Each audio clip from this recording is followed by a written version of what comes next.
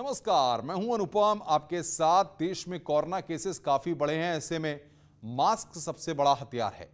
हम आपसे बार बार अपील करते हैं कि आप मास्क पहनिए। इसको लेकर न्यूज 18 ने एक मुहिम भी शुरू की है, /मास्क पहनो इंडिया। आप खुद से प्रण लीजिए कि जब तक ये महामारी है आप मास्क को नहीं उतारेंगे। और अब बात कर रहे हैं आज की बड़ी खबर की। 5 अगस्त को अयोध्या राम मंदिर शिलान्यास के 1 साल पूरे होने वाले हैं। 1 साल पूरा होने के उपलक्ष्य में ट्रस्ट की तरफ से खास तैयारी की गई है। इस बार राम मंदिर परिसर में जिस जगह पर प्रधानमंत्री नरेंद्र मोदी ने भूमि पूजन किया था, वहां पर विशेष पूजा पाठ किया जाएगा, अनुष्ठान किया जाएगा। 5 अगस्त के दिन राम जन्मभूमि पर कलश स्थापना के साथ हवन पूजा पाठ के बाद प्रसाद वितरण किया जाएगा। इस मौके पर भगवान रामचंद्र को 56 भोग लगेंगे। इस मौके पर रामादल की तरफ से तैयार की गई रामलला को खास पोशाक धारण करवाई जाएगी। रामलला के पारंपरिक वस्त्र तैयार करने वाले टेलर को ऑर्डर दिया गया है। रामादल की तरफ से इस बार भी 5 अगस्त को भेंट किया जाएगा रामलला को रत्न जड़ित वस्त्र। इस बार 5 अगस्त को गुरुवार का दिन होने की वजह से भगवान राम को पीले रंग के वस्त्र धारण करवाए जाएंगे। और इस बार भगवान राम के भव्य मंदिर के लिए स्वर्ण पत्र चौखट का ऑर्डर दिया जाएगा। तो अयोध्या में उत्सव की तैयारी है। 5 तारीख को 1 साल पूरा हो रहा है। मंदिर परिसर में विशेष पूजा अर्चना होगी। 5 अगस्त 2020 की तस्वीरें भी हम आपकी स्क्रीन पर आपको दिखा रहे हैं। मंदिर शिलान्यास का 1 साल पूरा हो रहा है। कलश स्थापना के साथ हवन यज्ञ भी वहां पर होगा। तो उत्सव की तैयारी इस मौके पर अयोध्या में की जा रही है। हम लोग अपने घरों में अपना दीपक जलाएंगे। इसके नाते कोविड के लेकर अभी प्रशासन ने किसी भी प्रकार का हम लोगों को छूट नहीं दिया है, न के बराबर छूट दी है। इसके नाते कोई भी कार्यक्रम इस प्रकार का नहीं करेंगे कि जो कानूनी दायरे में अड़चन आए। इसके नाते भाई अपार तो हम लोगों में उत्साह ही है मन में। एक तो हम लोग दीपक जलाएंगे और सोशल डिस्टेंस का पालन करते हुए हर व्यक्ति उसका हम लोग आनंद लेंगे। इसके लिए आनंद लेंगे क्योंकि ये आँख देखते देखते थक चुकी थी। 500 वर्ष लग गया था, लोग रोते थे, लोग जो है भगवान की इस मंदिर में आने की बहुत दिनों से प्रतीक्षा करते थे। राम भक्तों के लिए खुशखबरी है, अब मंदिर बनते देख सकेंगे श्रद्धालु। 5 अगस्त से ही की जाएगी व्यवस्था। मंदिर निर्माण ट्रस्ट करेगा व्यवस्था। श्रद्धालुओं के लिए बनेगा व्यू पॉइंट। पहले निर्माण परिसर में नहीं थी एंट्री। शिलान्यास के 1 साल पूरा होने पर यह ऐलान किया गया है। तो राम भक्तों के लिए खुशखबरी है। यहां पर श्रद्धालुओं के लिए व्यू पॉइंट बनेगा। पहले निर्माण परिसर में एंट्री उनकी नहीं थी, लेकिन अब यहां पर निर्माण देख सकेंगे श्रद्धालु।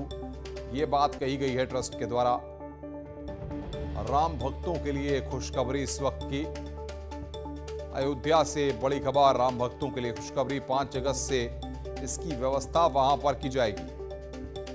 और बातचीत करने के लिए अयोध्या से निमिष गोस्वामी और लखनऊ से अनामिका सिंह हमारे साथ जुड़ रही हैं। सीधे अयोध्या चलते हैं। निमिष, बताइए क्या उत्सव को लेकर तैयारी की जा रही है? 5 तारीख को क्या क्या कार्यक्रम वहां पर होंगे? किस तरीके से अयोध्या 1 साल बाद शिलान्यास की जगमगाएगी?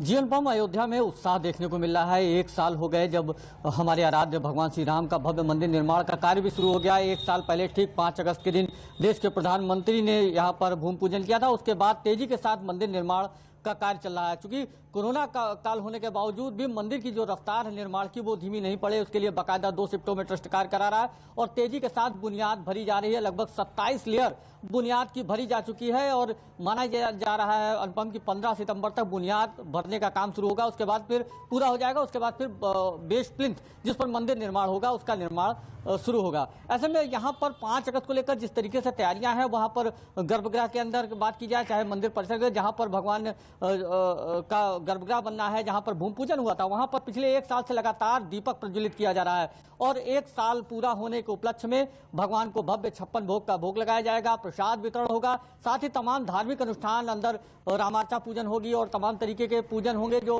वैदिक ब्राह्मण के द्वारा भगवान के जो अस्थायी मंदिर है वहां पर किया जाएगा और जो जहां पर भूमि पूजन हुआ था वहां पर दीप प्रज्वलित किया जाएगा। अयोध्या के संतों में भी बहुत खासा उत्साह देखने को मिला है। जिस तरीके से हमारे यहाँ हम लोगों से बात हुई, लोगों में खास उत्साह है कि एक साल में मंदिर बुनियाद का काम पूरा हो चुका है और 2023 इसके साथ साथ भव्य निमिष मंदिर व्यू निर्माण के पॉइंट लिए बनाने की भी बात हो रही है कि 1 साल हो गया है और राम भक्त जो है वो आप देख पाएंगे कि मंदिर निर्माण का काम किस तरीके से किया जा रहा है, क्या कुछ हो रहा है, ये अपनी आंखों से अब राम भक्त देख पाएंगे।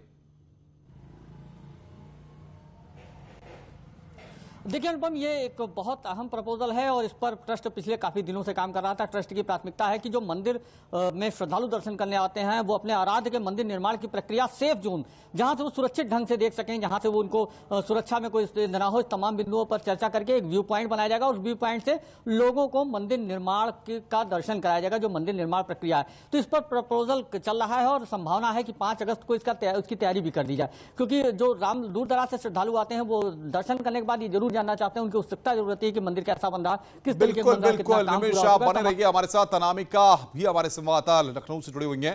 अनामिका, अगर लखनऊ की बात करें, जाहिर तौर पर अयोध्या में जिस तरीके से उत्सव हो रहा है, 1 साल पहले की तस्वीरें हर किसी के जहन में है। सरकार की क्या प्लानिंग है, क्या प्रोग्राम्स होने हैं?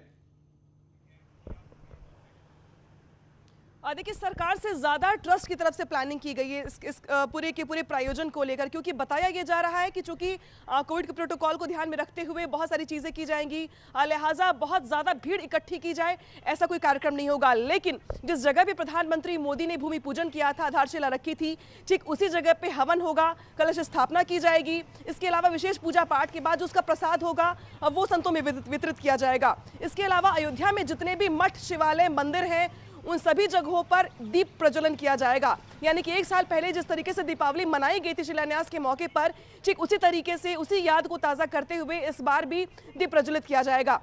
लेकिन इस बार सबसे ज्यादा महत्वपूर्ण और खास ये होगा कि जिस तरीके से 1 साल से लोग चंदा दे रहे हैं राम मंदिर के निर्माण को लेकर, और अब भक्तों की ये डिमांड थी, भारी डिमांड थी कि जो उन्होंने चंदा दिया है और मंदिर का जो निर्माण कार्य चल रहा है वो देख पाए। तो इस बार जो वहां के विधायक है वेद प्रकाश गुप्ता, उन्होंने बातचीत में ये बताया है कि इस बार ऐसी व्यवस्था की जा रही है कि जब एक जाली तैयार की जाएगी, लोहे की रॉड तैयार की जाएगी, और जो भी श्रद्धालु राम जन्मभूमि पर दर्शन करने के लिए जा रहे हैं, पूजा पाठ करने के लिए जा रहे हैं, वो उस जाली के जरिए देख पाएंगे कि मंदिर के निर्माण का कार्य कहां तक पहुंचा है। वो चाहे तो फोटोग्राफ भी ले पाएंगे। तौर पर ये व्यवस्था भी वहां पर रहेगी। अनामिका, आप नजर बना के रखिए, आगे भी हम आपसे अपडेट लेते रहेंगे। अनामिका और निमिष हमारे साथ जुड़े हुए थे, जो तमाम अपडेट्स हमें दे रहे थे। और इस बीच बड़ी खबर कानपुर से, SNK ग्रुप पर IT की बड़ी कार्रवाई लगातार हुई है। पान मसाला कारोबारी समूह के 6 खाते सीज किए गए हैं। 5 दिन तक चली छापेमारी अब खत्म हो गई है। फर्जी कंपनी से 400 करोड़ रुपए आए। 34 फर्जी खाते भी IT को मिले हैं। 80 करोड़ की खाद की फर्जी खरीद बिक्री, 52 लाख कैश, 7 किलो सोना भी मिला है। कानपुर से लेकर दिल्ली तक 31 जगह रेड चली थी।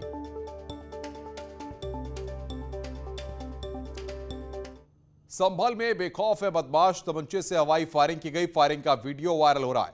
3 युवकों का एक साथ फायरिंग करते हुए वीडियो वायरल हुआ है। बहजोई के सिसोना गांव के बताए जा रहे हैं आरोपी। मामले की जांच में पुलिस की टीम जुटी हुई है।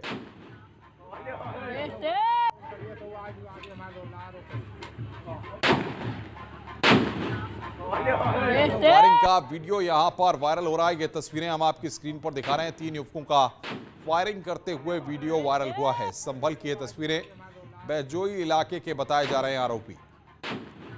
मामले की जांच में पुलिस की टीम फिलहाल जुटी हुई है।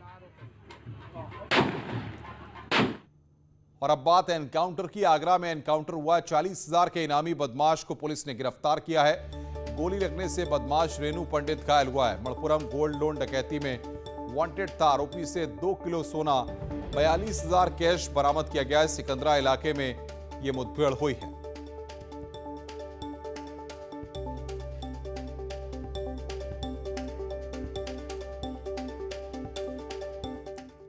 खबर चंदौली से है, जहां पर मुठभेड़ हुई है। 3 मुठभेड़ में 4 बदमाश गिरफ्तार किए गए हैं।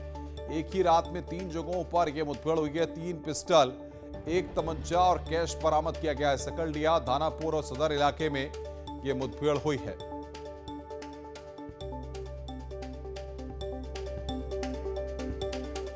घटनास्थल है उससे दूसरी जगह लगभग 1-1.5 किलोमीटर दूर उसको पैदल जाते हुए पकड़ लिया गया। तो उसने भी पुलिस पार्टी पर फायर किया, जो कि गोली BP जैकेट में लगी है, बुलेट प्रूफ जैकेट में थानाध्यक्ष के। उसके पास से कैश और पिस्टल इत्यादि बाकी खोखे भी बरामद हुए हैं। इसके बाद भी जो चेकिंग थी वो अनवरत जारी रही, और जो दूसरी मोटरसाइकिल थी जो कि एक सफ़ेद अपाचे थी, उसकी जब चेकिंग की गई तो वो थाना क्षेत्र बलुआ में देखी गई। फिर वहाँ से उसका पीछा किया गया तो थाना क्षेत्र धानापुर के अंतर्गत उसको घेर करके दोनों लोगों को रोकने की जब कोशिश की गई तो दोनों ने ताबड़तोड़ फायरिंग की, जिसके जवाब में पुलिस ने आत्मरक्षा कार्रवाई में दोनों को गिरफ्तार किया। दोनों को फायर शॉट इंजरीज है। महोबा शहर कोतवाली क्षेत्र में मामूली विवाद को लेकर एक ही परिवार के करीब 1 दर्जन सदस्यों के बीच जमकर मारपीट हुई है। देर शाम सड़क पर महिलाओं और बच्चियों के साथ अचानक मारपीट की वारदात से लोग हैरत में पड़ गए। पुलिस चौकी के सामने महिलाओं के साथ मारपीट का वीडियो लगातार वायरल हो रहा है।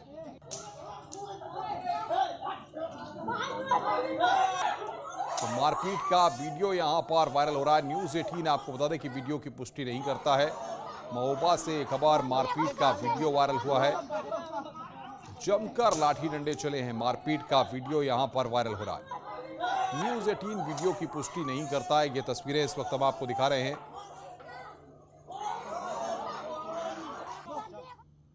आगे बढ़ते हैं, खबर कानपुर से है। कानपुर पुलिस मानवता की मिसाल पेश करते हुए बुजुर्ग दंपत्ति को बड़ी राहत दी है।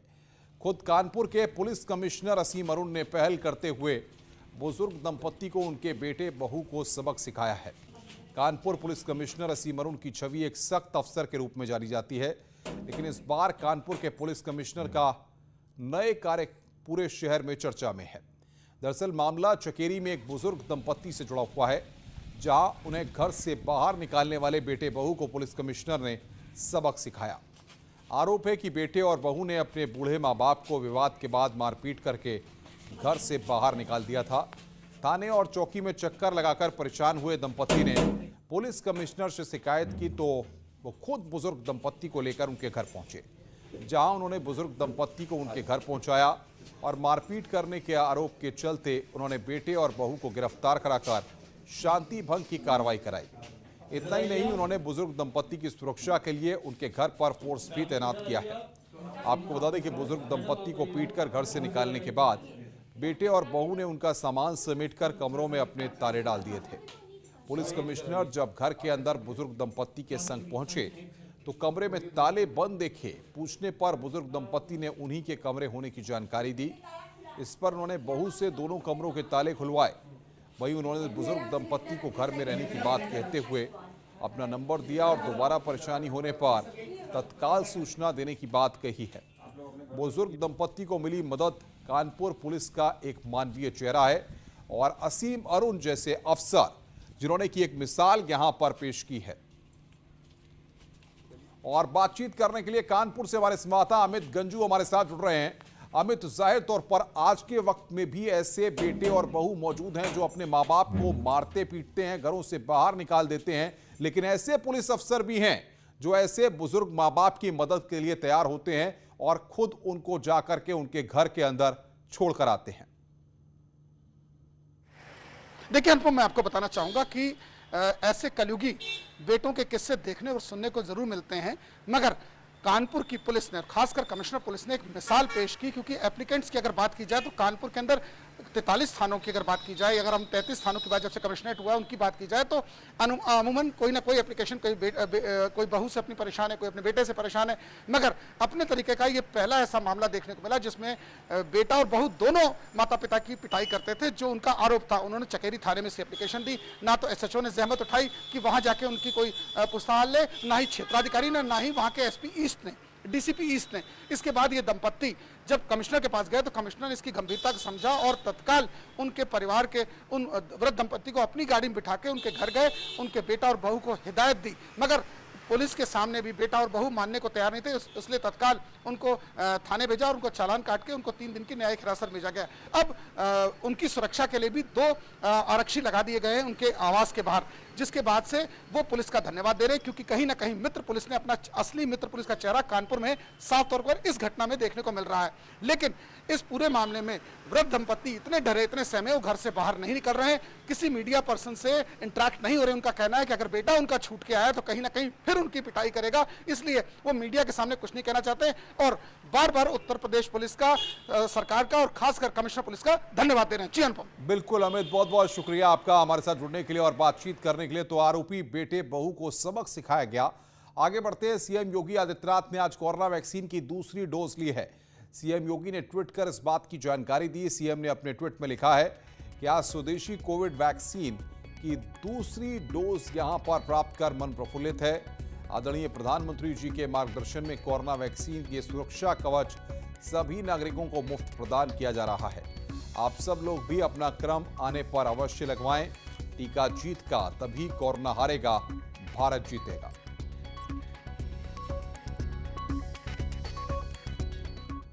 नेटवर्क 18 फेडरल बैंक से बड़ी खबर की बात कर रहे हैं। महिला हॉकी में भारत ने इतिहास रचा है। महिला हॉकी के सेमीफाइनल में भारत पहुंच गया है।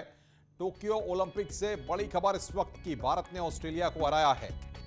सेमीफाइनल में पहुंची है भारतीय महिला हॉकी टीम। ऑस्ट्रेलिया को 1-0 से शिकस्त दी है। टोक्यो ओलंपिक से यह बड़ी खबर इस वक्त की, भारत ने ऑस्ट्रेलिया को हरा दिया है। महिला हॉकी के सेमीफाइनल में भारत ने जगह बनाई है।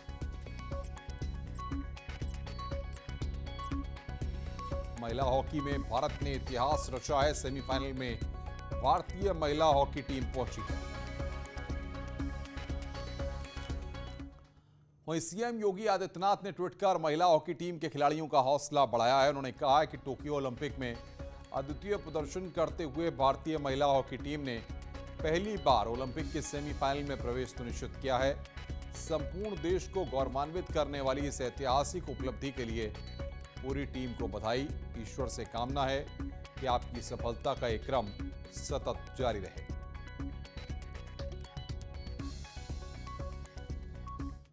तो इस बुलेटिन में फिलहाल इतना ही, लेकिन आपको बता दें कि आप भी एंकर और रिपोर्टर बन सकते हैं। आप में क्षमता है तो न्यूज़ 18 यूपीयू के